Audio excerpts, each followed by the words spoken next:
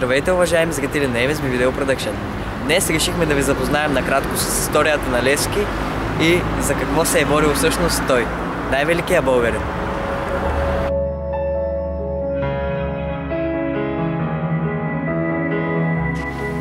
Какво можете да кажете на нашите зрители за биографията на Левски и за неговата история като цяло?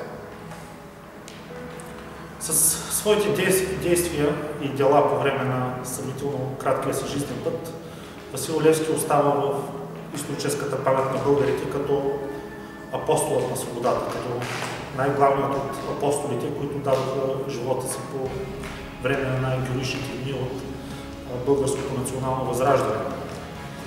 Левски има единствената привилегия, или поне един от твърде малкото в нашата национална памет, чието заслуги са осъзнати още при живе или съвсем скоро след смъртта му. Всички титани на нашето национално възраждане, от Любен Каравелов до Иван Вазов, минавайки през имената на всички негови съратници и дори хора, които са го критикували, признават огромното му влияние върху историческата памет на българите и съзнателно или несъзнателно пресъздават гениалната му организаторска способност.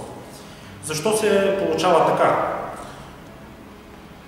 Повечето изследователи, а и съвременници на апостола твърдят, че Левски застава така неусетно и така заслужено на най-високия пиедестал в нашата национална памет, благодарение на това, че той е едно чудно съчетание между изящен психолог, невероятно работоспособен човек и една компилация между честност, ум и осъзната жертвоготовност.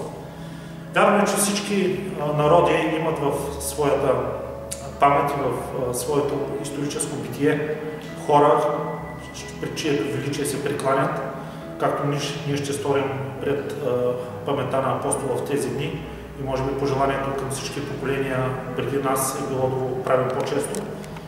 Но Левски със своята харизма предизвика и днес очудването на много чуждестранни изследователи.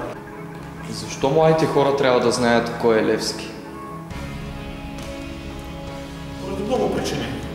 Лично за мен най-съществената е тази, че опознавайки делото на Левски, те ще видят, че на този свят все пак всичко добро е възможно и ще повярват в своите сили.